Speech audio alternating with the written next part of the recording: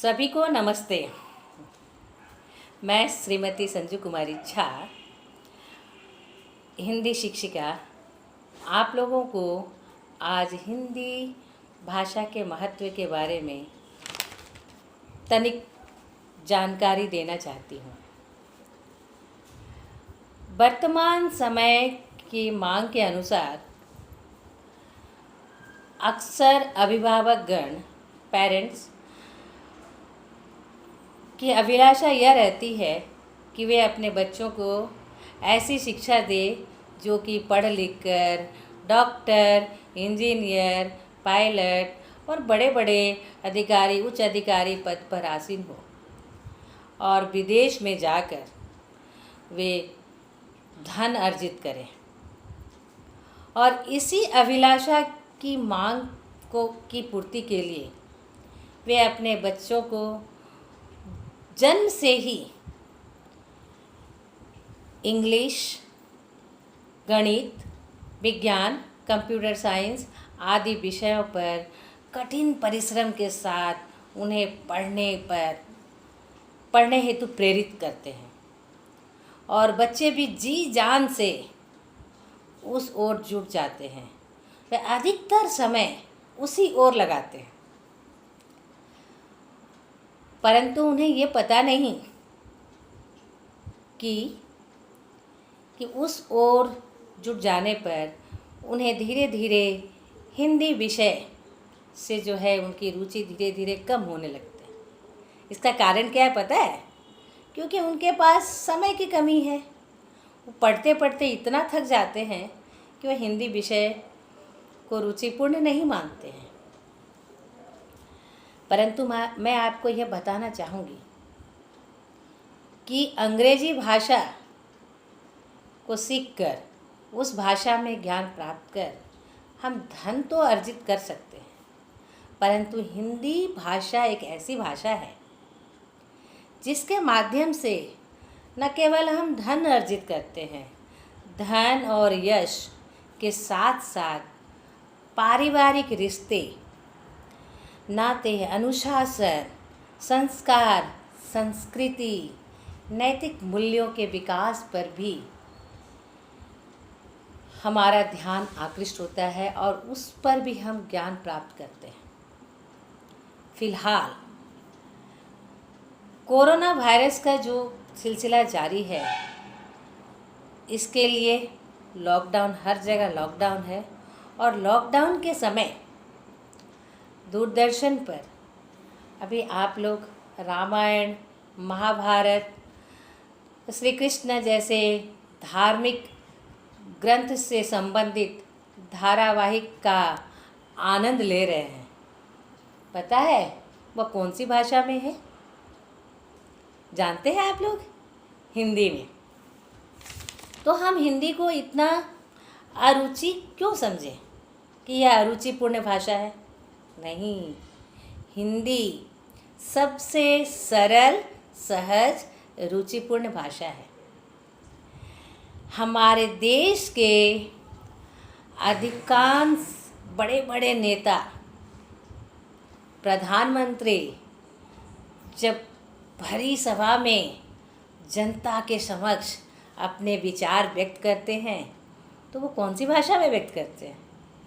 हिंदी भाषा में, क्योंकि अधिकांश जनता हिंदी भाषा को अधिक अच्छी तरह से बोल लेती है, समझ लेती है।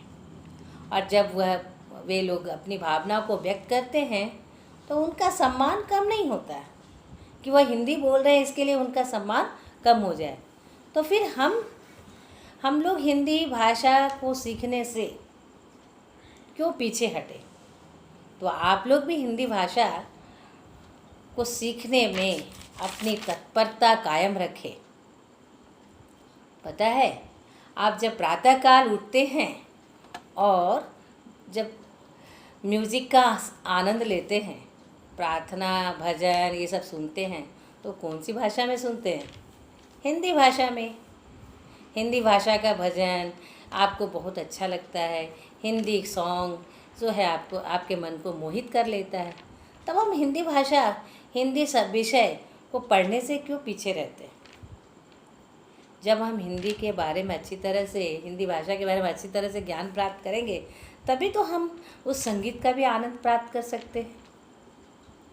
आपको पता है, हिंदी भाषा भारत माता के माथे की बिंदी है।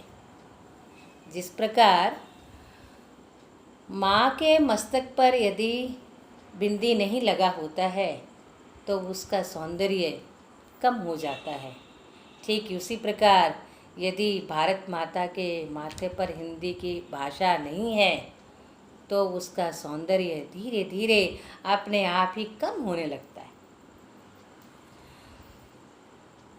तो इस भाषा के माध्यम से आपको यह भी पता होगा कि इसी भाषा के माध्यम से हमारा अपनापन बढ़ता है, आत्मीयता बढ़ती है, एक दूसरे के बीच में तालमेल भी बढ़ता है। यह भाषा जन जन की भाषा है। इसे हम संपर्क भाषा, राजभाषा भी कहते हैं।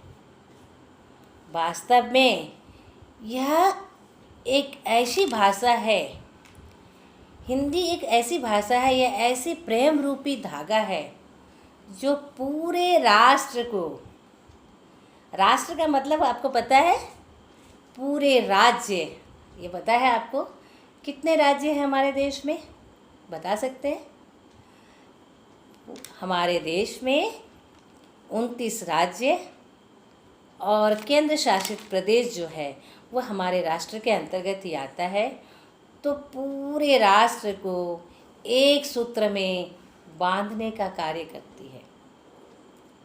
लोकप्रियता की दृष्टि से हिंदी भाषा में तत्सम, तद्भव, देशज, विदेशी भाषाओं का भी समावेश किया गया है।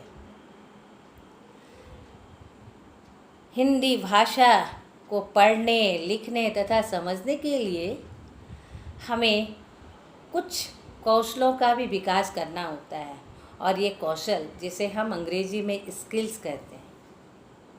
ये स्किल्स कितने प्रकार के हैं पता है? 4 प्रकार के। पहला है वाचन कौशल, जिसे हम, पहला है श्रवण कौशल, जिसे हम लिसनिंग स्किल्स कहते हैं। दूसरा है वाचन कौशल, जिसे हम स्पीकिंग स्किल्स कहते हैं। तीसरा है पठन कौशल, जिसे हम रीडिंग स्किल्स कहते हैं। और चौथा है लेखन कौशल, जिसे हम राइटिंग स्किल्स कहते हैं। तो सर्वप्रथम जब बच्चा जन्म लेता है तो वह नवजात शिशु घर में अपने घर की भाषा को पहले बार बार सुनता है, एक एक शब्द को सुनता है, और जब सुनता है उसके बाद ही वह उस भाषा को, उस शब्द को रिकॉल करता है, प्रत्यास्मरण करता है। तो वह जो सुनता है, प्रत्यास्मरण करता है, उसी कौशल को हम क्या कहते हैं? तो लिसनिंग स्किल्स यानी श्रवण कौशल। उसी प्रकार जब वह सुनने में पारंगत हो जाता है तब वह बोलने का प्रयास करता है, और जब वह कोशिश करता है उसी शब्द को बोलने का, तो वह स्किल्स जो है दूसरे स्किल्स के अंतर्गत आ जाता है। तो वह स्किल्स जो है वह आ जाता है स्पीकिंग स्किल्स यानी वाचन कौशल। और जब ये दोनों स्किल्स में वो परफेक्ट हो जाते हैं तब बच्चे आते हैं पठन कौशल यानी रीडिंग स्किल्स। रीडिंग स्किल्स के अंतर्गत बच्चा पहले जो शिक्षक है या शिक्षिका है जो कक्षा में एक एक अक्षर का ज्ञान देते हैं, वह पढ़ाते समय वो ध्यान से बच्चा सुनता है, समझता है, फिर वह बोलता है, और धीरे धीरे जब अक्षर का ज्ञान प्राप्त हो जाता है तो वह उस अक्षर को जोड़कर शब्द बनाने का प्रयास करता है, और उस शब्द को फिर जो है वह पढ़ने का प्रयास करता है। तो उस शब्द को हम क्या कहते हैं, जो पढ़ रहा है वो पठन कौशल के अंतर्गत आ जाता है। वह रीडिंग स्किल्स में आ जाता है। और जब हम तीनों स्किल्स में पारंगत हो गए तो आए लेखन कौशल। जब बच्चा सीख लेता है तो मालूम है आपको हमारे हिंदी भाषा की लिपि क्या है? पता है किसी को? तो हिंदी भाषा की लिपि है देवनागरी। तो वह उस देवनागरी में लिखने का पहले प्रयास करता है और एक एक अक्षर का ज्ञान प्राप्त करके वह शब्द जो है अक्षरों को जोड़कर शब्द जो है बनाता है और शब्द के बाद वो वाक्य में परिवर्तित करता है।